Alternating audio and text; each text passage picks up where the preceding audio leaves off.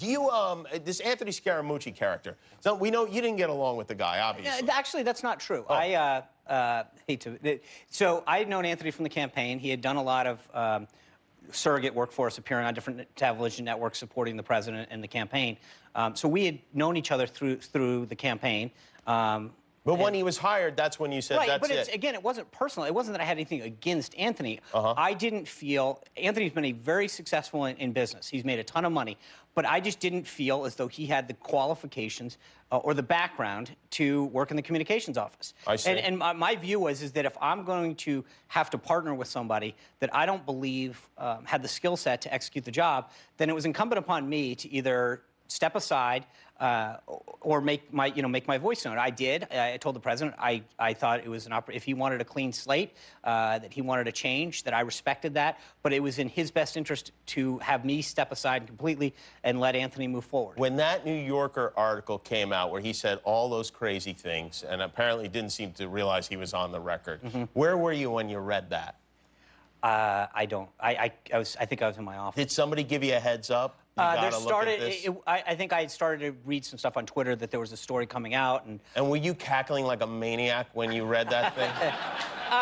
Look, I don't like to, as you meant, I don't think it's right to relish in somebody else's, problems, and so I just as a person, I don't think that's right. But again, I think it proved my point, and that to do this job is one in which you have to have the proper background and I training. think you were. I imagine you high-fiving everyone there.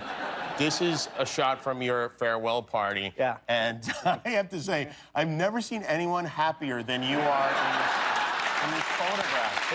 I mean, you are literally the happiest man on earth. The president said to me right before I left, he said, "My gosh, you look 10 years younger."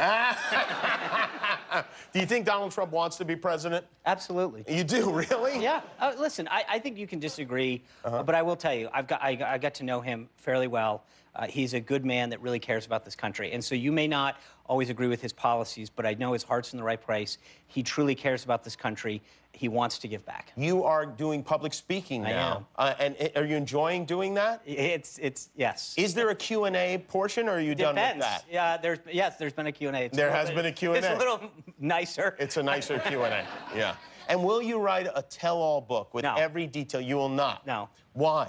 Because I don't think that's the right thing to do. I think if someone entrusts you to bring you into the inner circle of something, that it would be an act of betrayal. Now, I think I've learned a lot from my experience there. It was an amazing honor to serve in this position.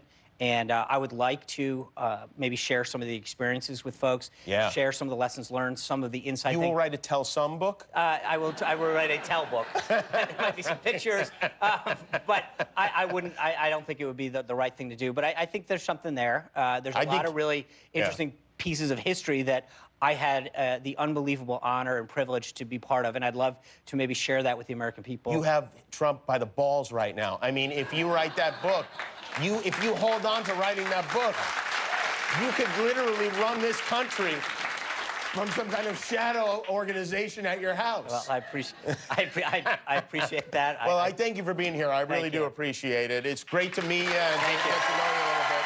Sean Spicer, everybody. Hi, I'm Jimmy Kimmel. If you enjoyed the video, hit subscribe. And if you don't click subscribe, this invisible hamster will die.